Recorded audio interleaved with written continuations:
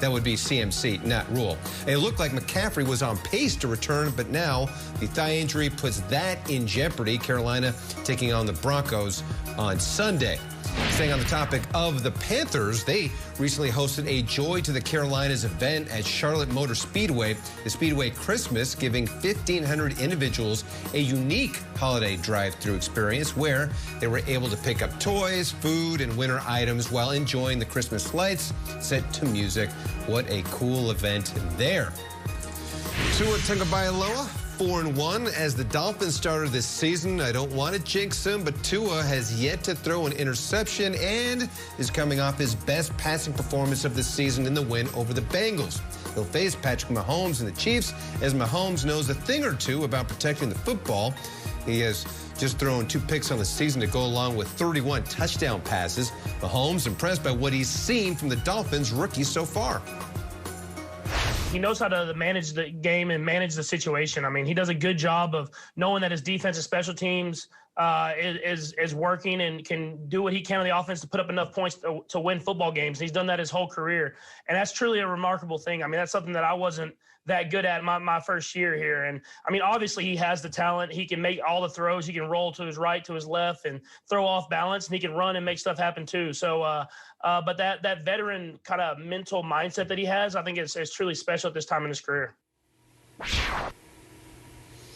It's a special time for the Dolphins right now. They're currently 6th in the playoff picture right now, so this would be a big deal for Tua and company, considering the Dolphins have not been to the playoffs since 2016. So B-Flow, not listening to Tua Lipa, don't start now. And it's a good thing for the Dolphins because they are rolling with him. Good job. Nice. Well done. Well played. I had time to spare. You know what I mean? Just That's good. So, well done. We love you, Will. What can I do? I don't know. The Chiefs have one. I'm done. Chiefs only have 1 loss. Dolphins have won 5 out of 6. Of course, those two meet in Miami on Sundays. We've been talking about it. Big-time playoff implications, ins and outs, and what have you is at this one. So with more on the matchup, Jimmy Palmtrees.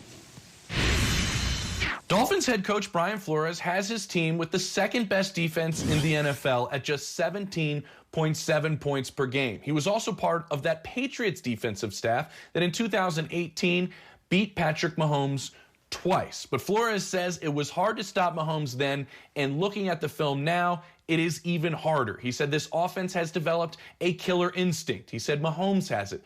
Kelsey has it. They all play with a ton more confidence. He also was asked, how do you come up with a game plan to cover Tyreek Hill? He responded with, how do you cover McCole Hardman and Sammy Watkins and Travis Kelsey and Le'Veon Bell and Clyde Edwards-Helaire? He said, I'd like to go out on the field with 14 defenders. That would be nice. The biggest difference, though, he says, is even though he won the MVP in 2018, watching the film, Mahomes is a better quarterback now than he was 2 years ago. He has a greater comprehension of the offense, a greater command of the offense, and a lot more confidence and is more mature. And also, he said, as a passer, he is more accurate now than he was 2 years ago when he won MVP. Mr. Palmtrees looking good. Thanks so much. Here's where the Chiefs and Dolphins guys sit in the playoff picture. Chiefs fighting with the Steelers for the top spot in the conference. Dolphins holding on to the wild card spot. What should the Chiefs be most wary of, Schrags, when they face Miami? I think the Dolphins are kind of playing anonymously this season. They're winning these games, but they're beating the Bengals. They're playing games that aren't the Jets. They're not on the A premier game. All right, you're playing the Chiefs. You want that smoke? You got that smoke. This is going to be that game. And I think we're going to see Xavier Howard, who leads the NFL in interceptions. Quietly. And I could argue is having a better defensive season that Stephon Gilmore had last year when Gilmore won Defensive Player of the Year. This guy has been battling injuries his whole career. He's finally healthy. He's got Byron Jones and Nick Needham back there, and he has been amazing this season. I say that because here comes Tyreek Hill and Travis Kelsey. Okay. And maybe this is the match for them. Maybe this is the guy that can stop them. Xavier Howard is going to be in the conversation for Defensive Player of the Year, but that can stop if Tyreek Hill goes for 200 or Travis Kelsey. It's going to be over real fast. It's going to be over real quick. No one wants to hear that. No doubt about it. And they're not afraid to mix it up. And by mix it up, I mean blitz it up. So if I'm the Kansas City Chiefs and I'm going into this game, of course, they're running hot. They've won 9 straight road games, the longest active streak, so they're feeling themselves. They're really starting to catch a rhythm. Pat Mahomes could be looking in the mirror and looking at another MVP award down the line. But with all that said, the Miami Dolphins, they're fearless. If you pay attention to what these guys are doing on defense, not just Xavier Howard, who could be the Defensive Player of the Year, they will blitz you, and they are not afraid to bring the heat. And if that is your game plan, going in facing Pat Mahomes, I say lean into that. What happens is teams will face the Kansas City Chiefs, and they'll stop doing what they do best. Don't all of a sudden start pulling your guys back and saying, we're going to drop everybody and give Pat Mahomes all of the time to work. No. Bring the pressure like you have been, and then lean on your DBs to make plays when the ball is in the air. Of course, this is a different type of track meet. Yeah. These are the fastest of the fastest receivers, including the best tight end in all of football. But the one thing that Kansas City should be worried about is the pressure that they have consistently brought to offenses all season long.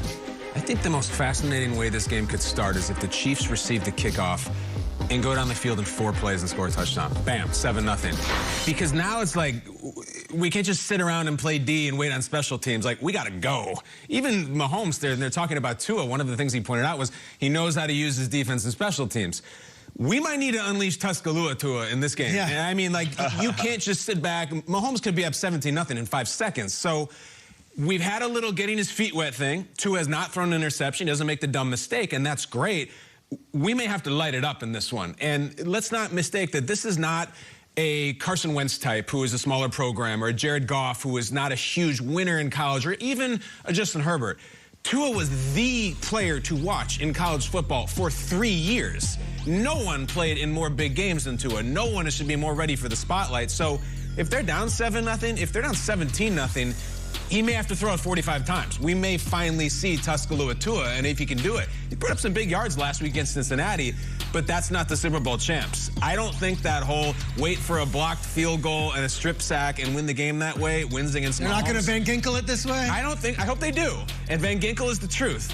But Tua, the warm-up is over. It's time to go. You're going against the best player in the league, and you may have to chuck it. I can't wait to see it. I love that you approach games as, what's the most fascinating way this can happen? And that's what you root for, and that's what you go to. Let me ask you this. The Miami Dolphins have the #2 defense in the land. #2 defense in the NFL. After the Saints, they're only allowing 17.7 points a game this season. If the Miami Dolphins hang around like the the Chiefs let the Broncos hang around a little bit. They're letting teams hang around. We know that. We're talking about this pulling away thing. Yeah. The Chiefs do it. Do you think this could be the game that it bites the Chiefs? If they lose, like if they can lose late? I mean, they have to put teams away, right? Yeah. It's going to bite them eventually. We just saw it happen to the Steelers. I don't think the Chiefs are omnipotent. And I took a lot of heat. We all take heat for different things. When I was saying the Chiefs don't blow people away, the Steelers don't either. And the Steelers lose to Washington. And Chiefs fans are such a fun character on the show. It's a cautionary tale. They're lovable. I like them. They're all... But listen, the Chiefs lost on their home field to a team that needed an inside job to beat the Jets. They got smoked by the Falcons. So, no, I don't think the Chiefs are omnipotent. And I think if the Dolphins are close... Dolphins will fight for their head coach, literally. Like, if they're close, yes, the Chiefs could be knocked off. They're not omnipotent. If the Chiefs play this game like they played against the Broncos, the Chiefs will lose this game. I don't think the Chiefs are going to lose. Me neither. Okay.